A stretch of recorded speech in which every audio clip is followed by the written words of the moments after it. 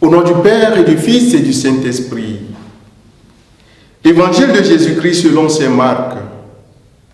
En ce temps-là, aussitôt sortis de la synagogue de Capharnaüm, Jésus et ses disciples allèrent avec Jacques et Jean dans la maison de Simon et d'André. Or, la belle-mère de Simon était au lit. Elle avait de la fièvre. Aussitôt, on parla à Jésus de la malade. Jésus s'approcha, la saisit par la main et la fit lever. La fièvre la quitta et elle les servait.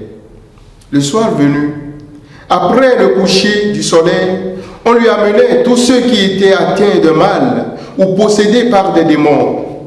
La ville entière se pressait à la porte. Il guérit beaucoup de gens atteints de toutes sortes de maladies et il expulsa beaucoup de démons. Il empêchait les démons de parler parce qu'ils savaient, eux, qui il était. Le lendemain, Jésus se leva bien avant l'aube. Il sortit et se rendit dans un endroit désert et là, il priait. Simon et ceux qui étaient avec lui partirent à sa recherche.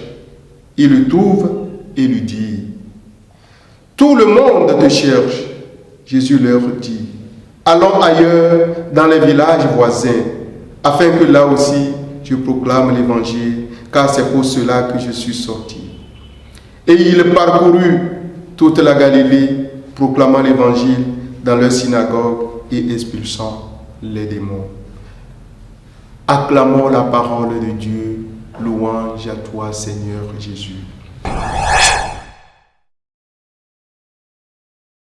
Viens, Esprit de vérité, viens éclairer nos nuits et donne-nous de trouver la guérison en nous accrochant à toi. Bien-aimés dans le Seigneur, loué soit Jésus-Christ. Hier, nous avions appris que Jésus est entré dans la synagogue de Capharnaüm pour enseigner. Et de son enseignement, livré avec autorité, s'ensuit la délivrance d'une âme possédée. De la synagogue, Jésus passa dans la maison de la belle-mère de Simon, de celui qui, plusieurs mois auparavant, l'avait reconnu pour le Messie et qui marchait avec lui. Cette maison est appelée la maison de Simon et d'André, quoiqu'ils eussent tout quitté pour suivre Jésus-Christ partout où il allait.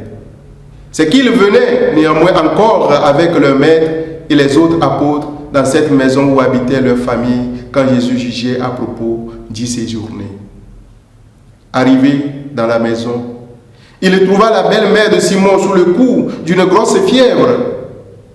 Et à la requête de ses disciples, Jésus parla à la fièvre, comme il avait parlé aux démons hier, et cette femme fut si promptement et si complètement guérie, que s'étant levée sur le champ, elle se mit à servir ceux qui étaient là, à savoir Jésus, et avec lui Simon, André, Jean et Jacques, comme on le voit par le récit de saint Marc.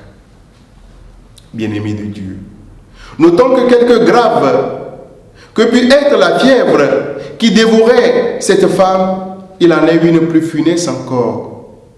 C'est la fièvre des passions, la fièvre spirituelle engendrée par nos péchés.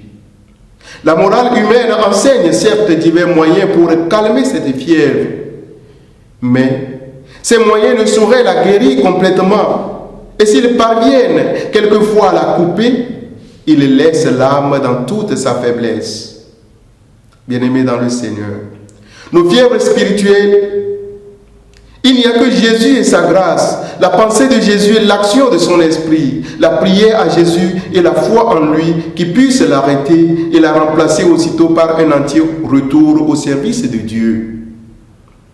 C'est ce qui est accompli ici et maintenant dans la vie de la belle-mère de Simon, qui une fois guérie, s'est mise à servir Dieu et les hommes, ses frères. Mon frère, ma soeur, je ne sais quelle fièvre t'allie en ce moment où tu m'écoutes. Est-ce la fièvre du désespoir? Est-ce la fièvre de la course aux richesses du monde? Est-ce la fièvre de la recherche de plaisir? Est-ce la fièvre du découragement qui t'affaiblit en ce moment précis? Je ne sais pas exactement laquelle des fièvres te fatigue et te dévore.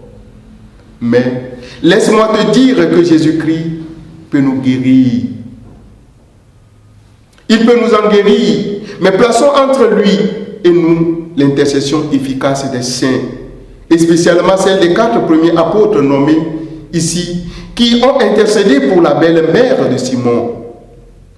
Ta fièvre te quittera certainement si tu abandonnes la voie du péché. Et si tu crois en la prophétie selon laquelle il a pris nos infirmités et il a apporté nos maladies. S'il en a guéri d'autres, il te le fera aussi. Donne ta vie à Dieu et que Dieu Tout-Puissant vous bénisse, le Père, le Fils et le Saint-Esprit. Amen.